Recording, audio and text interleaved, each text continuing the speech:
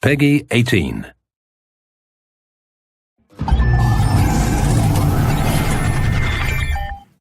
To present to you a vertical slice of the Watch Dogs free roaming experience.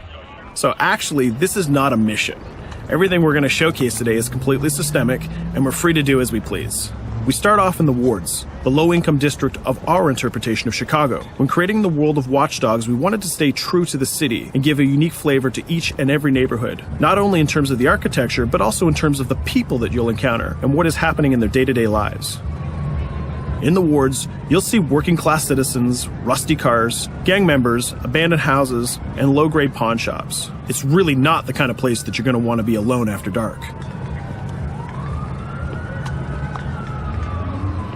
Nowadays, modern cities are increasingly managed by software, controlling traffic lights, electricity grids, and surveillance systems. In our version of Chicago, this management software is called CTOS, or the Central Operating System. The CTOS controls everything in the city, and it was created by the Bloom Corporation. Since the CTOS has been installed in Chicago, people get to work faster, the crime rate has dropped, and the communication networks are now more accessible and stable than they ever were before. It goes without saying that if everything is connected, somebody able to take over the system would be extremely powerful. At this point in the game, we don't have control over this district's CTOS system. The icons that you see over people's head mean that we cannot hack into their mobile devices at the moment. We need to find the CTOS control center, install a backdoor virus into the system to take control over all of the infrastructure in this district. There it is, the CTOS control center.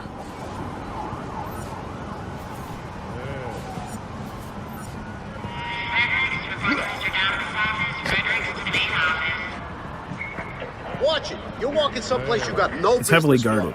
Let's see if we can find the server access codes from a distance. With cameras, we can explore restricted areas without being spotted, tag different guards, and access details on their lives. What the hell is she doing with that weasel motherfucker? It seems that Bloom employees all have a sort of shady past. There it is, the access code to the server room. Unfortunately, we can't access the server via the cameras. We need to sneak inside. One thing that was really important to us when we designed Watch Dogs was to fully support different player styles. Every situation in the game can be tackled the way the player sees fit. In this situation, we can go all out guns blazing, completely stealth without the guards ever seeing us, or we can hack from a distance without ever setting foot inside the restricted area. Let's hack this forklift. Aiden can use the environment to distract and lure guards. Pretty much anything you hack has multiple functions. So, for example, you could use this forklift to access the roof, or you could use it to create cover. Hacking in Watch Dogs is all about player expression. Let's set an improvised explosive device so we can hack it a little bit later.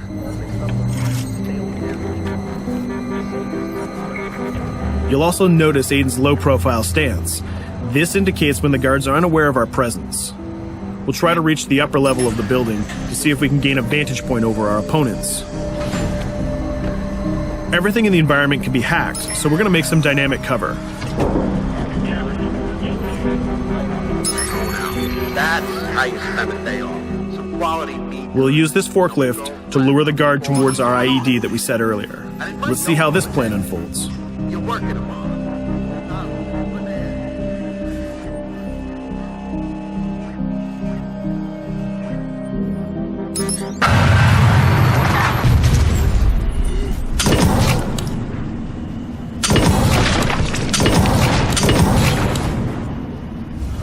What you just saw is called focus.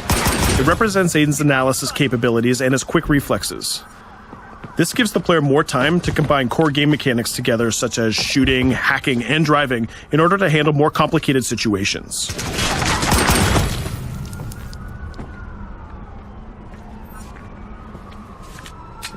Now we can access that control room.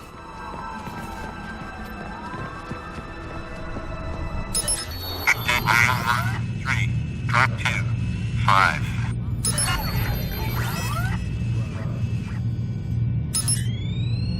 Now we'll be able to hack all of the devices connected to the CTOS within the districts. Thousands of cameras, traffic lights, the electricity grid, and most importantly, all of the citizen information profiles. We can also benefit from the Chicago Police Department Crime Prediction System, which uses facial and pattern recognition to spot potential criminals or potential victims.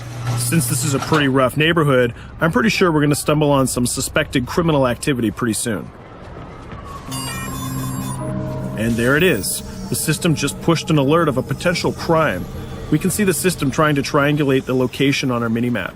Take note, this isn't a mission. This can happen anywhere at any time. We've just spotted a potential victim. It's always up to the player if he wants to investigate or not, to take action or not. So let's see how this turns out. Yeah, you're right. Could I just...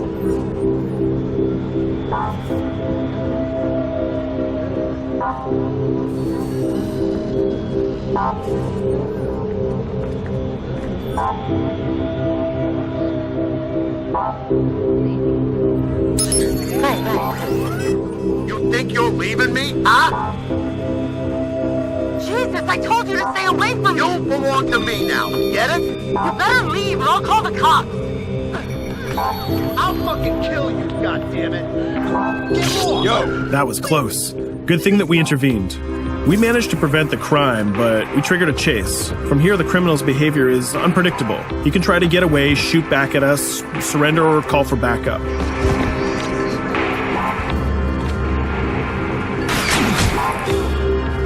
It seems like he decided to get away by car. Let's chase him down. In Watch Dogs, we have a wide variety of vehicles. Each one of them has their own unique properties and handling. Let's see how we can use the CTOS to our advantage to neutralize this criminal and leave the cops to deal with him later.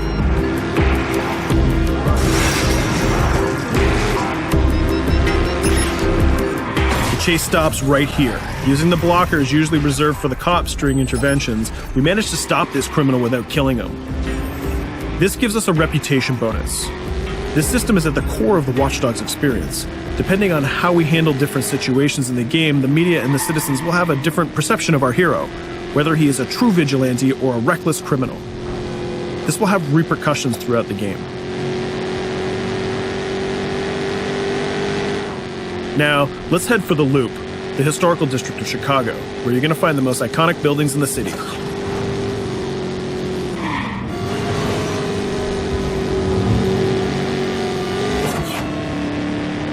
We're going to go to a gun shop to see what arsenal is available for players.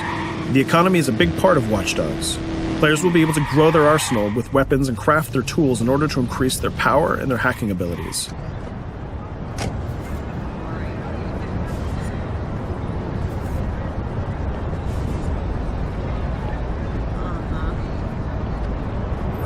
No, it's okay.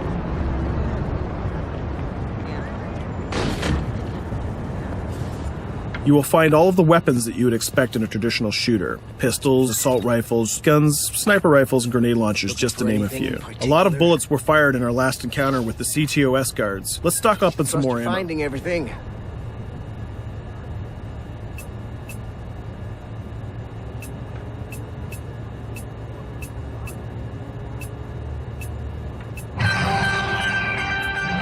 As we mentioned earlier, the media keep track of your actions and the citizens are going to react according to the perception that they have of you. Here, the media is reporting a crime in which you are the #1 suspect. The gun shop owner recognized you and decided to trigger a silent alarm to notify the police. Copy that. Possible wanted suspect presumed armed and dangerous. Police are now trying to locate the source of the threat using the surveillance system in the city, represented by the yellow circles on the minimap. Come in, PH3.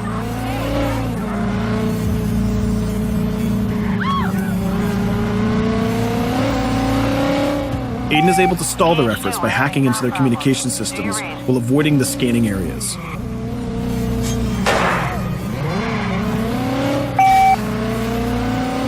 PH units, do you copy? Repeat, squad to all PH units. Once they've lost our trail, we can go back to our activities.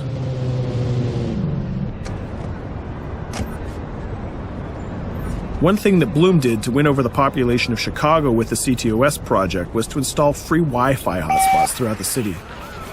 Free Wi-Fi is cool, but not very safe with someone like Aiden Pierce around. Hacking into this box is going to give us access to every device that's connected to it. So let's see where that brings us.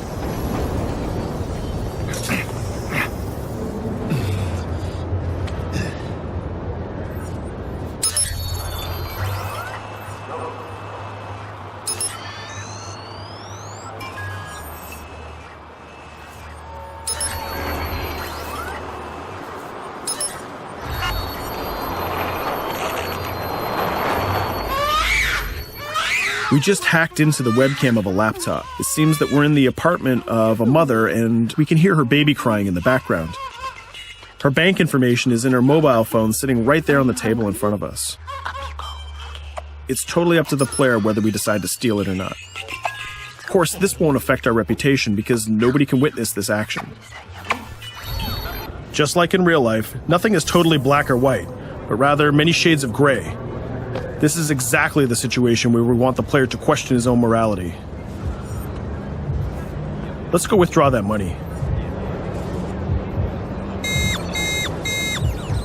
If you think that you're alone, think again. Aiden is not the only hacker in town. Someone's trying to install a backdoor virus on Aiden's phone in order to steal a portion of the information that he's gathered through the game so far. First, we're gonna have to reach the area where the signal is coming from.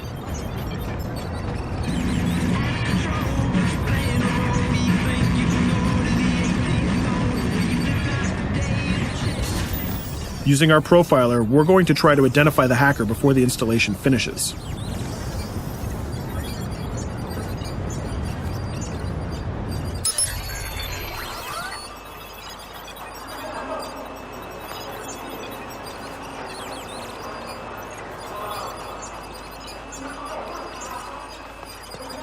There he is.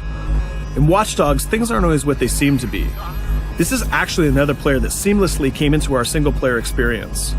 Let's not let him get away with this. We're going to teach this guy a lesson.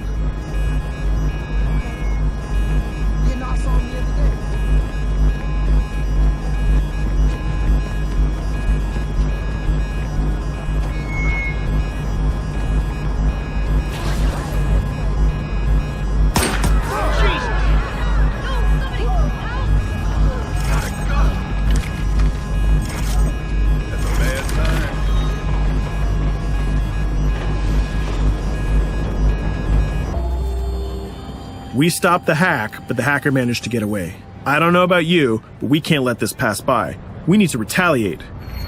Using the grid, let's see if we can find that second player. There he is. Let's enter his game seamlessly.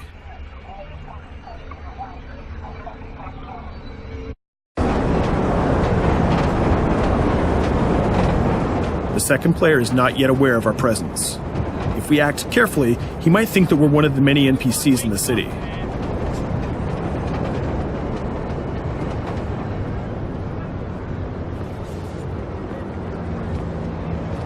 What was that?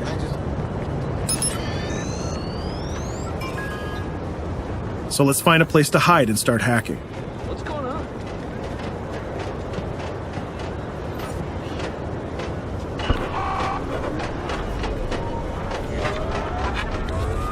The second player has just been alerted that a breach has occurred on his phone. He's trying to find us using his profiler.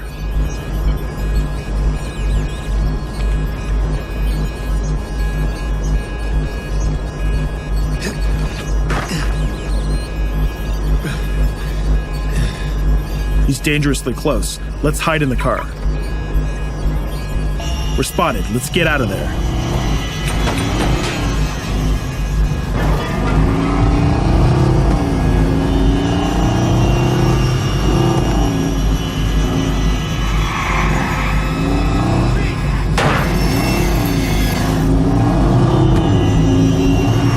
Let's set up an ambush right here. By dragging the other player back here into the alley, we make sure that no civilians get hurt during the firefight. We didn't succeed in hacking the second player, but we did get a little bit of revenge.